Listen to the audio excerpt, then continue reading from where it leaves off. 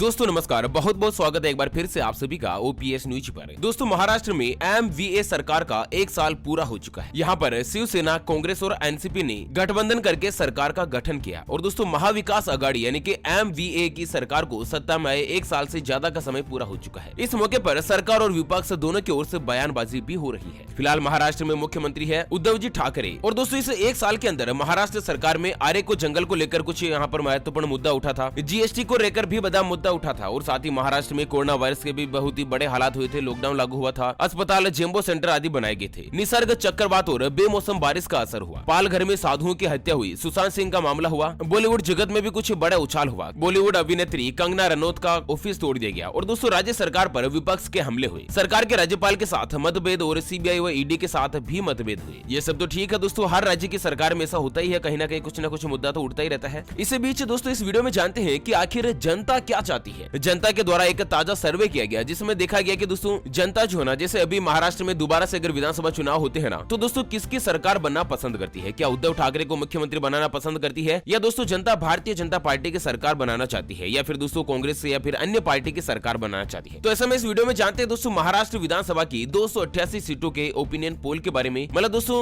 जनता की राय में दोस्तों क्या मुद्दा निकल कर आ रहा है। तो एक एक जिले के हर एक गतिविधि को जानते हैं दोस्तों, ऐसे में बने रहेगा इस वीडियो के साथ आखिर तक। चलिए शुरुआत कर लेते हैं वीडियो की तरफ, लेकिन उससे पहले एक छोटी सी प्यार भरी से गुजारिश करते हैं दोस्तों, अगर आप अपने चैनल ओपीएस न्यूज पर पहली बार अगर वीडियो देख रहे हैं तो वीडियो के नीचे का लाल कलर का सब्सक्राइब वाला बटन दबाकर चैनल को सब्सक्राइब कर लीजिएगा और पास वाले घंटी के बटन को दबा दीजिए ताकि आप रह पाएंगे दिन भर के काम की और लेटेस्ट खबरों से हमेशा अपडेट। और साथ ही दोस्तों आप भारतीय जनता पार्टी के प्रधानमंत्री नरेंद्र मोदी जी को पसंद करते हैं तो इस वीडियो को कीजिएगा लाइक, और साथ ही दोस्तों आप महाराष्ट्र के मुख्यमंत्री के रूप में किसे देखना चाहते हैं ये हमें वीडियो के नीचे कमेंट बॉक्स में जरूर बताएगा। तो चलिए महाराष्ट्र में जानते हैं दोस्तों एक एक जिले से हर एक विधानसभा से यहाँ पर जनता की राय क्या निकल कर आ रही है। ऐसा में दोस्तों सबसे पहले जान लेते हैं रायगढ़ विधानसभा सीट के बारे में। दोस्तों रायगढ़ में कुल 7 विधानसभा की सीटें हैं और 7 में से 2 सीटों पर शिवसेना को जीत मिलती हुई दिखाई दे रही है, जबकि 3 सीटों पर भारतीय जनता पार्टी की जीत बनती हुई दिखाई दे रही है। एक सीट पर दोस्तों एनसीपी बन सकती है और एक सीट अन्य पार्टी के खाते में जा सकती है, मतलब जनता की राय कुछ इस तरह से निकल कर आ रही है। रत्नागिरी विधानसभा सीट की अगर बात की जाए तो यहाँ पर कुल 5 विधानसभा की सीटें हैं और 5 में से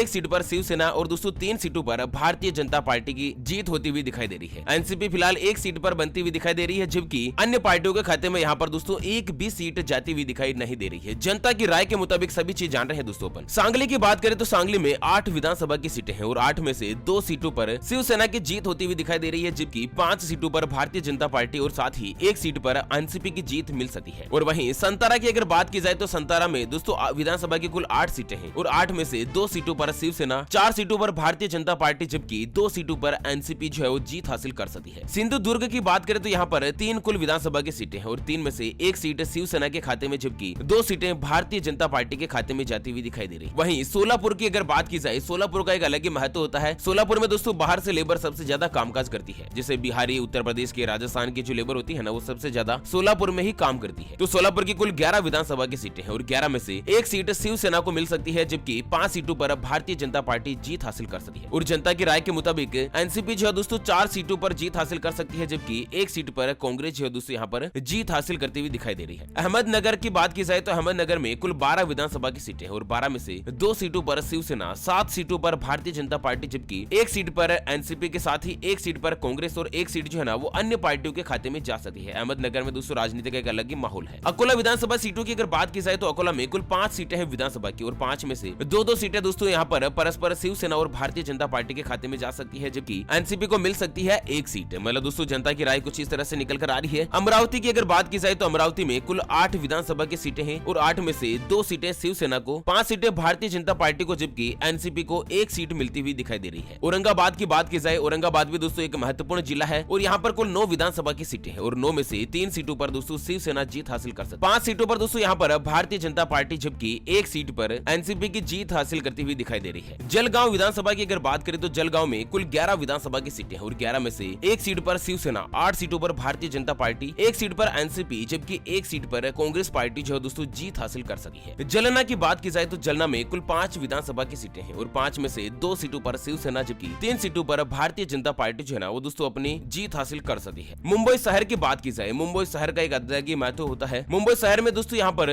देश की आर्थिक राजधानी है और दोस्तों राजनीतिक माहौल का भी इसका दबदबा काफी ज्यादा वर्चस्व बना रहता है। इसमें कुल 10 विधानसभा की सीटें हैं और 10 में से 2 सीटों पर शिवसेना, 6 सीटों पर भारतीय जनता पार्टी, जबकि 1 सीट पर एनसीपी और 1 सीट जो है अन्य पार्टी के खाते में जा सकती है। और उसी के साथ मुंबई की बात करें तो मुंबई में 26 विधानसभा की सीटें। दोस्तों महाराष्ट्र का सबसे बड़ा शहर है मुंबई और जहां पर दोस्तों 26 विधानसभा सीटों में से 5 सीटों पर शिवसेना जो दोस्तों जीत हासिल कर सकती है और इसी बीच 18 सीटों पर भारतीय जनता पार्टी जीत सकती है, जबकि 2 सीटों पर एनसीपी जो जीत हासिल कर सकती है। कांग्रेस फिलहाल यहाँ पर दोस्तों 1 सीट पर ही जीत बना सकती है जनता की राय के मुताबिक। अच्छा, बीड़ की बात करें तो बीड़ में 6 विधानसभा की सीटें हैं और 6 में से दोस्तों 1 सीट पर शिवसेना जो जीत सकती है, जबकि 3 सीटों पर भारतीय जनता पार्टी का वर्चस्व बना हुआ रह सकता है। 1 सीट पर एनसीपी, जबकि 1 सीट पर कांग्रेस जो जीत हासिल कर सकती है। भंडारा की बात करें तो भंडारा में 3 विधानसभा की सीटें हैं और 3 में से 1 सीट पर शिवसेना, 1 सीट पर भारतीय जनता पार्टी, जबकि 1 सीट पर कांग्रेस जो है जीत हासिल कर सकती है। और उसी के साथ अगली बात करते हैं दोस्तों बुल्डाना विधानसभा की। बुल्डाना में कुल 7 विधानसभा की सीटें और 7 में से 5 सीटों पर भारतीय जनता पार्टी का वर्चस्व बना हुआ रह सकता है। 1 सीट पर शिवसेना, जबकि 1 सीट पर एनसीपी की जीत बरकरार रह। चंद्रपुर की बात करें, चंद्रपुर का एक अलग ही महत्व होता है दोस्तों राजनीतिक माहौल में। और उसके बाद एक एक करते हुए दोस्तों महाराष्ट्र के हर एक विधानसभा की बात करेंगे दोस्तों डिटेल के साथ। ऐसे में इस वीडियो के साथ पूरा आखिर तक जरूर बनिएगा। और हाँ दोस्तों, अगले जिले की बात की जाए, लेकिन उससे पहले हमेशा की तरह एक नजर डाल लेते हैं आज के माइंड क्विज यानी कि गिवे वाले सवाल की तरफ। तो दोस्तों आज का माइंड क्विज वाला सवाल आप स्क्रीन पर देख पा रहे हैं। भारत देश की आर्थिक राजधानी कहां पर है? जी हाँ दोस्तों, दोबारा सुन लीजिएगा, भारत देश की आर्थिक राजधानी कहां पर है? ऑप्शन ए नई दिल्ली, ऑप्शन बी मुंबई। तो फटाफट से लिखना है क्वेश्चंस का सही जवाब इस वीडियो के नीचे कमेंट बॉक्स में। और दोस्तों सही जवाब देने वाले किसी एक खास कमेंट्स को सेलेक्ट किया जाएगा हमारी ओपीएस न्यूज टीम की तरफ से और उसे दिया जाएगा एक अमेजिंग और सरप्राइज गिफ्ट। ध्यान रखिएगा दोस्तों, ये जो गिव है ना वो बिल्कुल फ्री है और इसके लिए कोई भी चार्जेस वगैरह हमारी न्यूज टीम के द्वारा नहीं लिया जाएगा। चलिए चंद्रपुर की बात करें तो यहाँ पर 6 विधानसभा की सीटें और 6 में से 1 सीट पर शिवसेना, 4 सीटों पर भारतीय जनता पार्टी, जबकि 1 सीट पर एनसीपी जो है जीत का वर्चस्व अपने नाम कर सके। धुले की बात की जाए तो धुले में कुल दोस्तों यहाँ पर 5 विधानसभा की सीटें हैं और 5 में से 1 सीट पर शिवसेना, 3 सीटों पर भारतीय जनता पार्टी, जबकि 1 सीट पर एनसीपी जो दोस्तों अपनी जीत हासिल कर सकती है। चिरोली की अगर बात करें तो यहाँ पर कुल 3 विधानसभा की सीटें हैं और 3 में से 1 सीट पर शिवसेना, जबकि 2 सीटों पर भारतीय जनता पार्टी अपनी जीत हासिल कर सकती है। गोंदिया जिले का भी एक अलग ही महत्व होता है। गोंदिया जिले में कुल 4 विधानसभा की सीटें हैं, 4 में से दोस्तों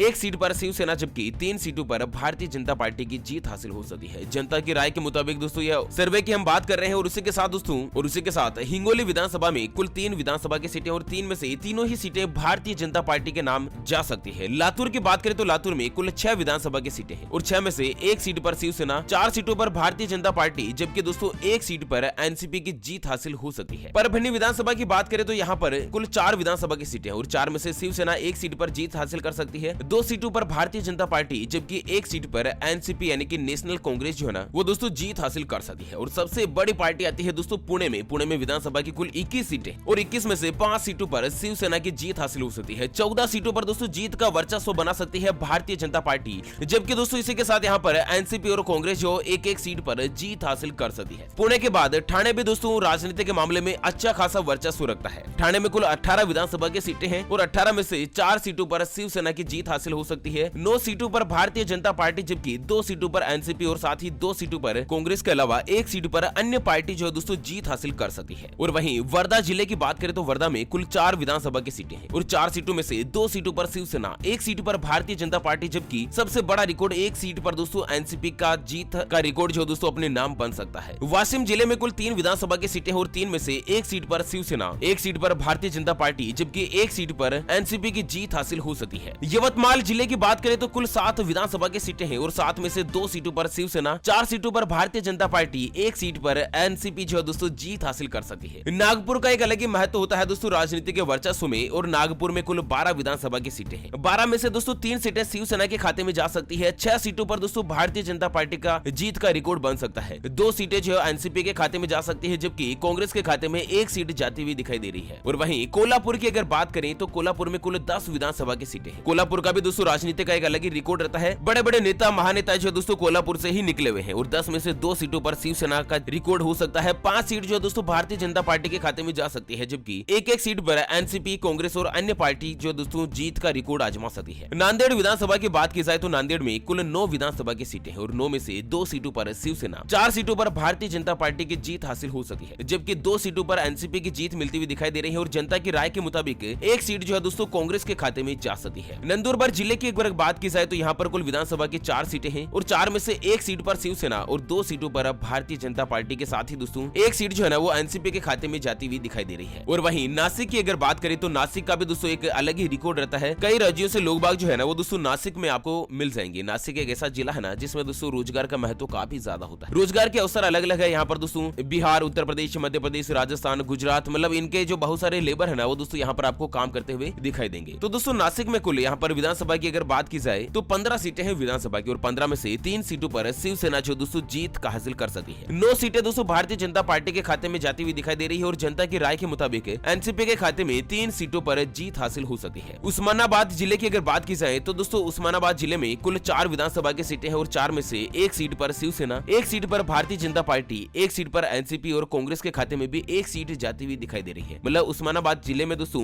जनता की राय बनी हुई कि सभी पार्टियां जो 1-1 सीट अपने नाम करवा सकती है। और अंत में नंबर आता है पालगढ़ विधानसभा का। पालगढ़ विधानसभा में कुल 6 विधानसभा की सीटें हैं और 6 में से 2 सीटों पर शिवसेना, 3 सीटों पर भारतीय जनता पार्टी और 1 सीट पर एनसीपी जो है दोस्तों जीत हासिल कर सकती है। तो इसी के साथ इस वीडियो में अपन ने जाना दोस्तों महाराष्ट्र की कुल 288 विधानसभा सीटों के ओपिनियन पोल के बारे में, जनता की राय के बारे में। अगर आज दोस्तों यहाँ पर महाराष्ट्र में विधानसभा के चुनाव होते हैं तो जनता दोस्तों किस पार्टी को कितनी सीटों पर जीत दिला सकती है, इसका एक डिटेल का छोटा सा सर्वे जो है दोस्तों हमने इस वीडियो में बात करी थी। और इसी के साथ फिलहाल इस वीडियो को यहीं पर देते ही विराम। वैसे दोस्तों आपकी क्या राय है 288 में से किस किस पार्टी को शिवसेना, कांग्रेस, भारतीय जनता पार्टी, एनसीपी और अन्य पार्टी के खाते में कितनी सीटें जो जा सकती है? दोस्तों आप अपनी राय और विचार हमें वीडियो के नीचे कमेंट बॉक्स में जरूर बताएगा। ओके फ्रेंड्स, दोबारा से करेंगे मुलाकात बहुत ही जल्द एक और नई और ताजा तरीन ब्रेकिंग न्यूज हेडलाइंस के साथ। तब तक के लिए बने रहेगा आपके अपने चैनल ओपीएस न्यूज पर। Thank you, take care, good bye, जय हिंद, जय भारत, वंदे मातरम।